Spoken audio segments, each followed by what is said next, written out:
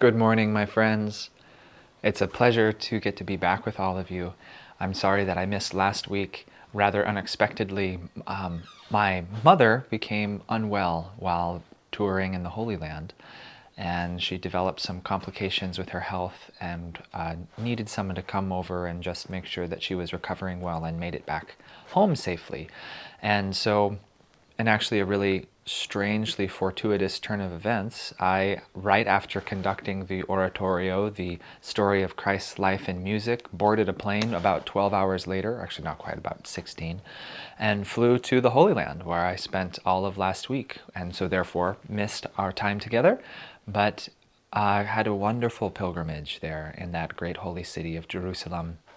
I got to visit many of the shrines of Christ, including the context of our song today, which is Swamiji's song, You Remain Our Friend.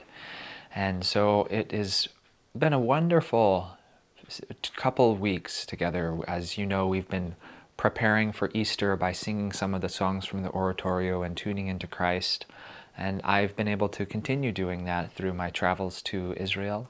And now we will conclude that journey today on Good Friday. And I hope that it will help all of us have an inspiring Easter and meet Christ's presence within ourselves ever more deeply.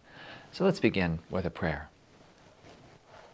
Heavenly Father, Divine Mother, dearest friend, beloved God, great masters, Jesus Christ, Babaji Krishna, Lahiri Mahashaya, Swami Sri Yukteswar, beloved Guru, Paramahansa Yogananda, saints of all religions, humbly we bow before you all. Be with us today. Help us to understand your divine promise, your perfect friendship. Help us to understand the depth of your love for us,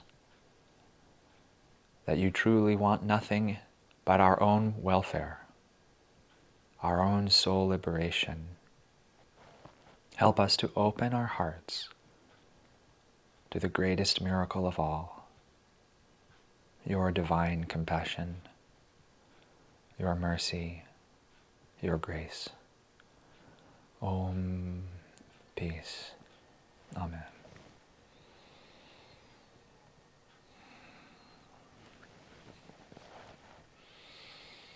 So, like I mentioned, the song we'll sing today is You Remain Our Friend. And this is from Swami's oratorio, telling the story of Christ in music, and it comes at the very late portion of that body of music. And the song takes place after the crucifixion, perhaps just moments after the crucifixion. And it was really interesting for me while I was in Jerusalem. I had a once-in-a-lifetime experience, I think, in that I went to many of these holy shrines, the Holy Sepulchre, where in that small temple you can go visit the place where Christ was crucified, the rock where his body was anointed after they took him off the cross, the Holy Sepulchre where he was laid to rest and then resurrected 3 days later on Easter morning. All of that is within 100 feet of each other. It's miraculous, truly.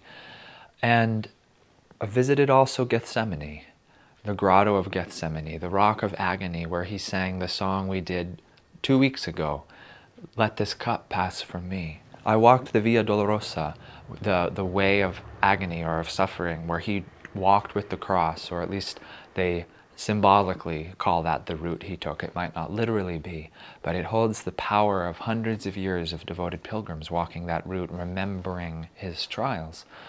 And I walked that route and I sang Thy Will Be Done, that song which we did last time. At the Rock of the Agony, I had an incredible opportunity. The entire temple emptied, save for myself and my mother. I was alone in this sacred place, and I sat at the base of the Rock of the Agony, and I sang the song, Let this cup pass from me. Let my heart not know so much pain. It was palpably powerful. The vibration was so strong. I visited the Rock of Transfiguration where Christ ascended after materializing to his disciples. And many things about that trip were just incredible. But one thing that I did very consciously and specifically was I tried to sing the story of Christ's life in the appropriate place where it actually happened. And so, like I mentioned, at the Rock, I sang that song. On the Via Dolorosa, I sang one song. And in the Holy Sepulchre, where Christ was crucified, I don't think they would have appreciated it if I burst spontaneously into song. They're a little rule-oriented there. But I sang this song mentally. And there is a place where it said that Mary Magdalene and Mary, Mother of Jesus, stood and looked at Christ on the cross. And I stood and I sat in that spot and I gazed up at the rock where it said he was crucified. And I sang this song inside. And I tried to place myself at that moment in his life. And what was incredible was I found the music revealed the experience to me in each of these locations. Certainly, they all had great power, tremendous vibration. But singing this music helped me to pierce through the veil of my own distractions and really perceive Christ's blessings in each of these holy, sacred shrines.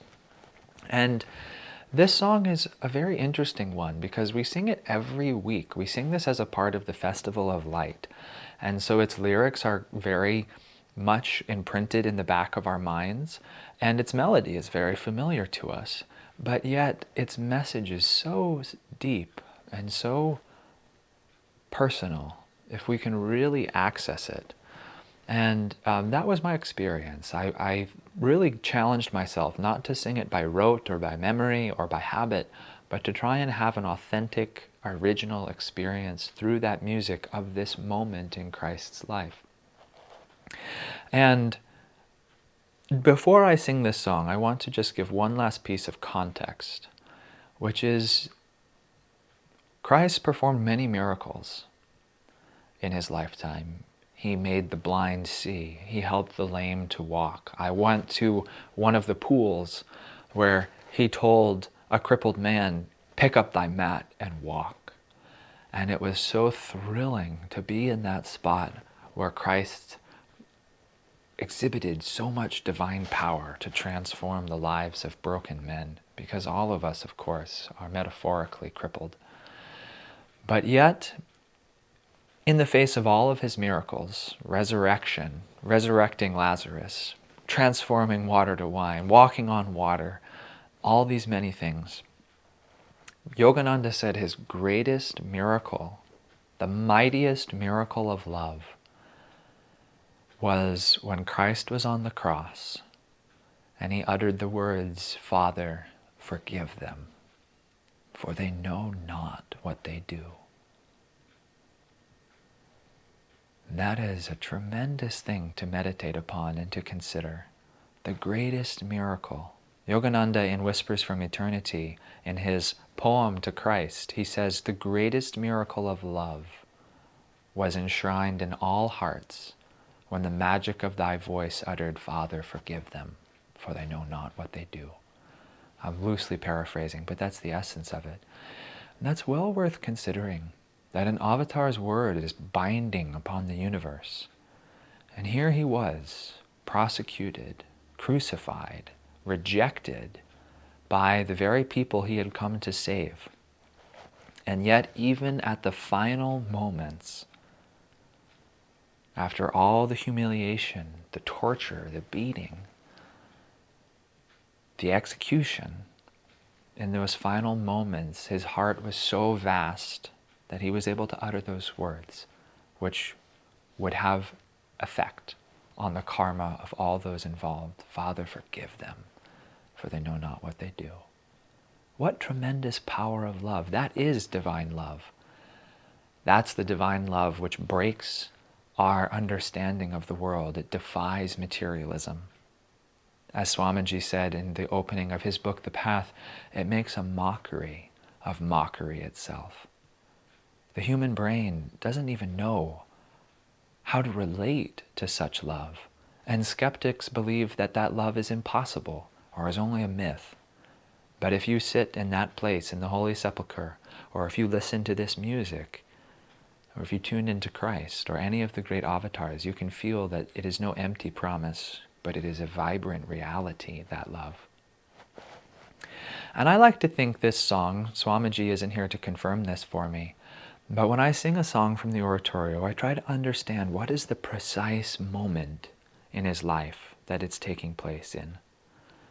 And I think this song takes place, or at least in my imagination, this song really comes to life at that moment when Christ is on the cross and even still offers forgiveness, mercy, and grace to all those who have wronged him.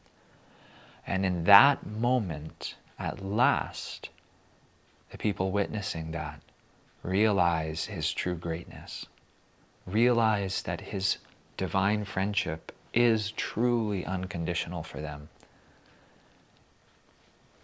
And this song is about that transformation that takes place. So with that in mind, let's sit up straight together. And I invite you to use your imaginations with me. And let's put ourselves at the base of the cross. Let's visualize Christ there, in human terms humiliated, but in divine terms exalted. And imagine hearing him utter, "Father, forgive them, for they know not what they do."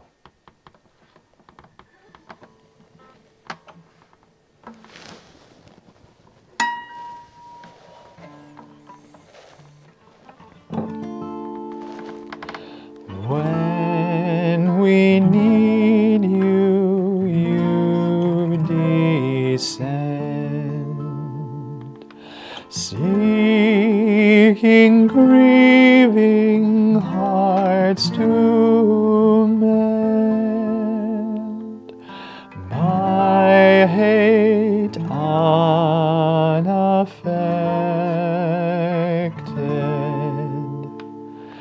you remain our friend.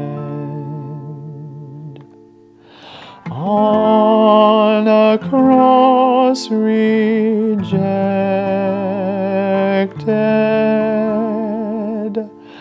doomed to meet a shameful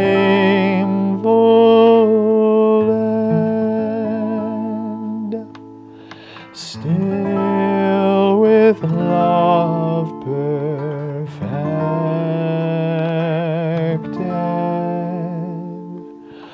you remain our friend.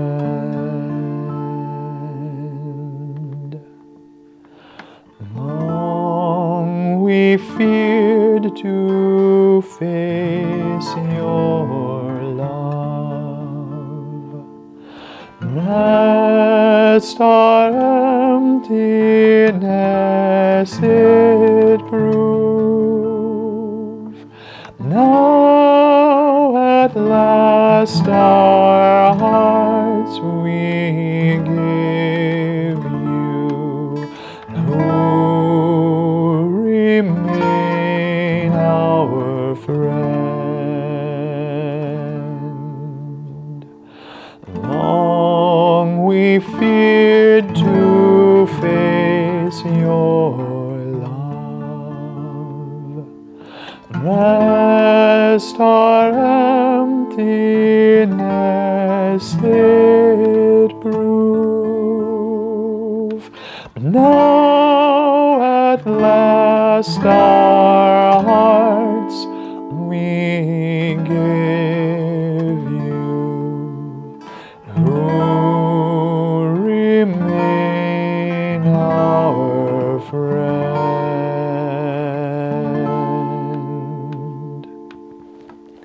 Who remain our friend.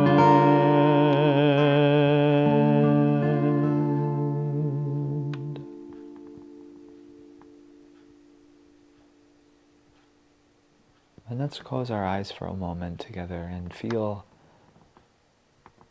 the truth of this song in this moment. Feeling the love perfected of Christ.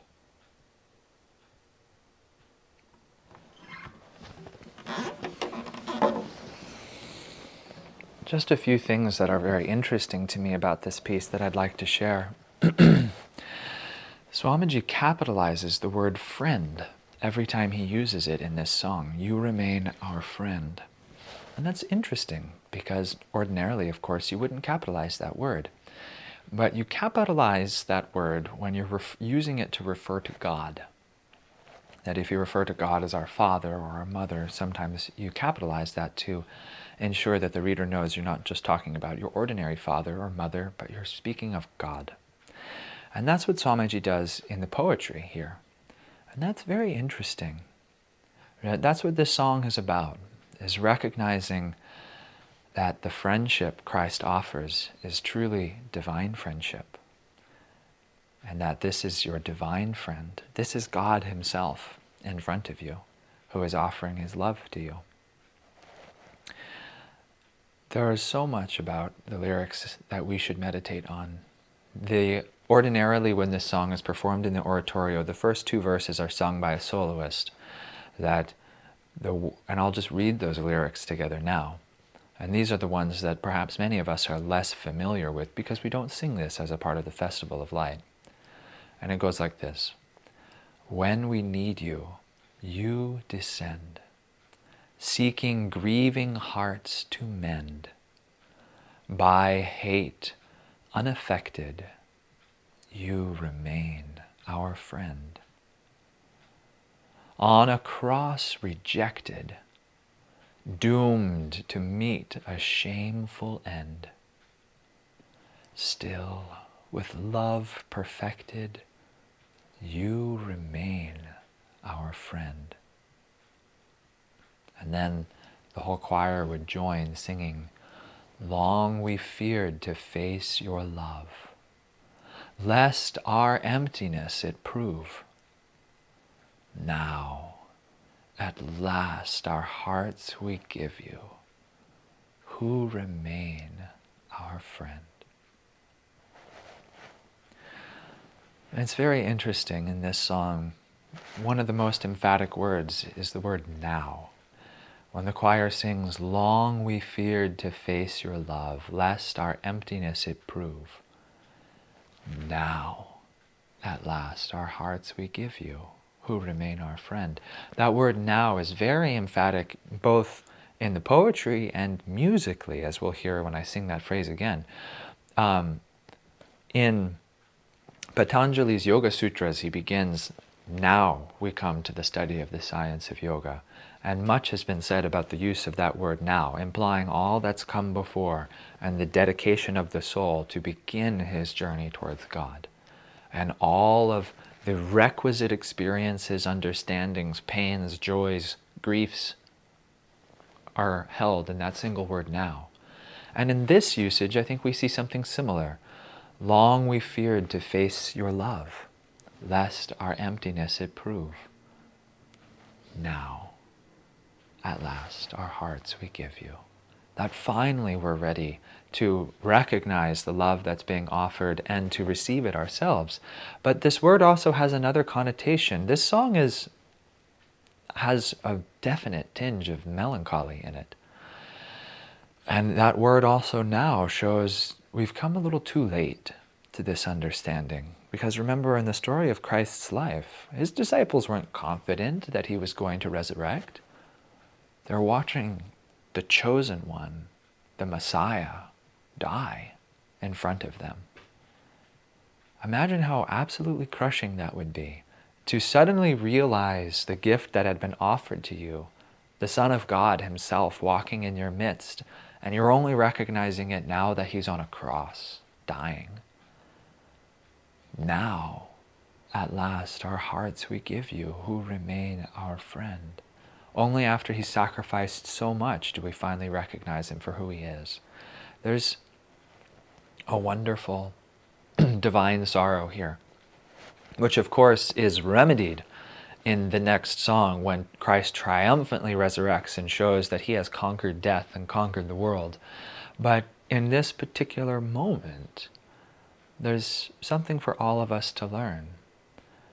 That how many times have we feared to face the love of God, the friendship offered by the Guru, because we're still fascinated with our own likes and dislikes, our own enchantments around the world, our own disillusionments, and that God's love really displaces all of those things if we can look at it fearlessly. It's an overwhelming thing to consider, and one that all of us should endeavor to. Now let's take a look at the melody together, and then we'll sing the song again. Now let's try and listen together for both the melancholy, but also the deeper understanding of wisdom that this melody can give us.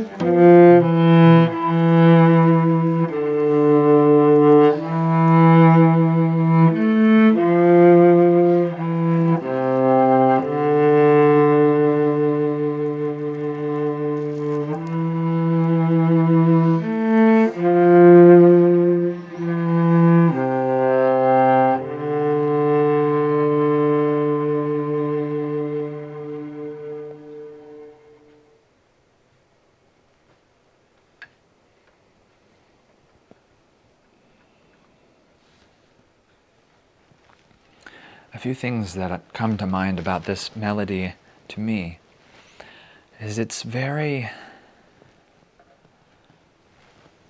patient. It's very meditative. That every note is its own reality.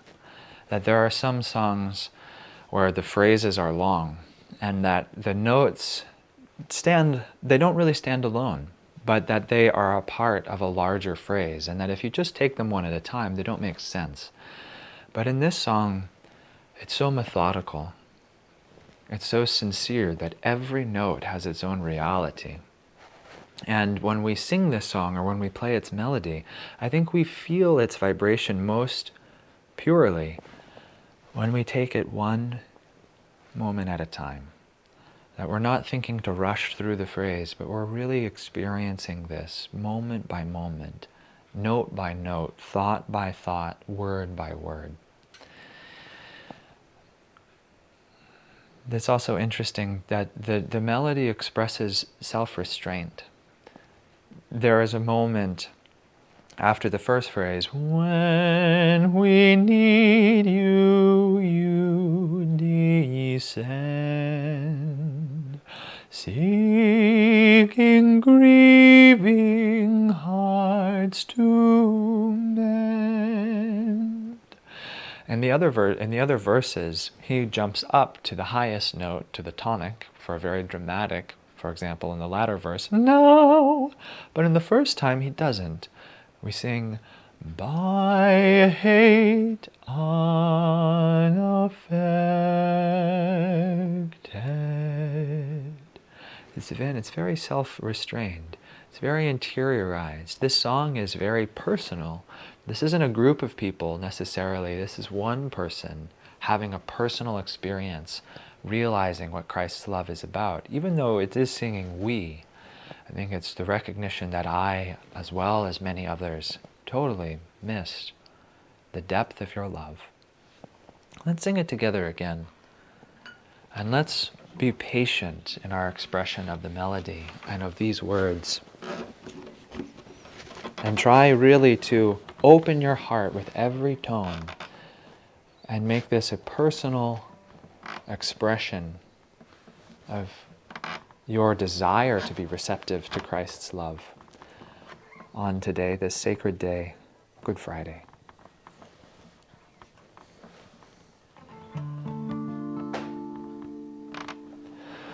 When we need you, you descend, seeking grieving hearts to mend,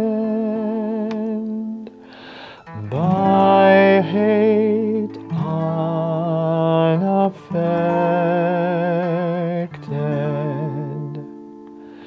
you remain our friend. On a cross rejected,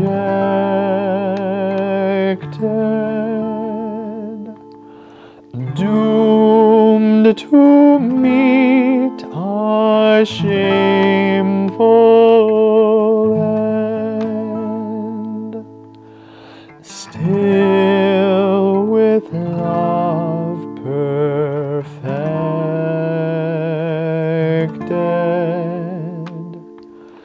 you remain our friend.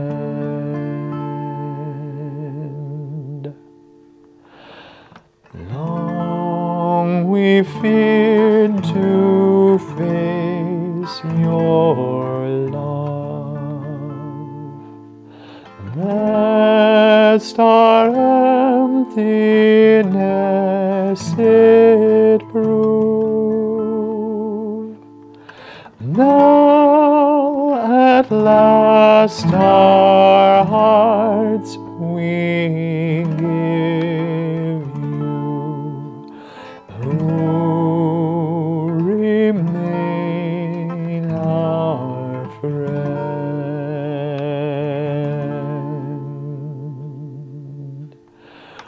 who remain our friend.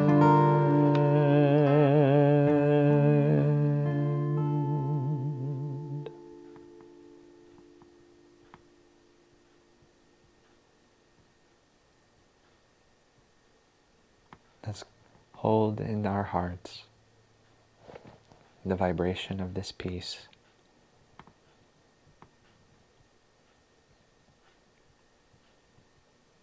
Remembering its vibration whenever we feel abandoned by God's love or unworthy.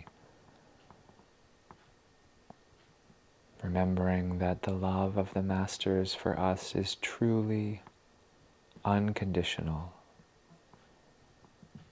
that even in the face of the greatest torment,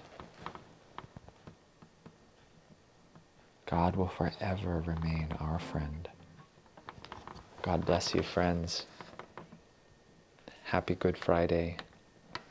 And I hope you have a blessed Easter this Sunday. And may we all feel Christ resurrected in our own hearts and in the hearts of all men. Thank you.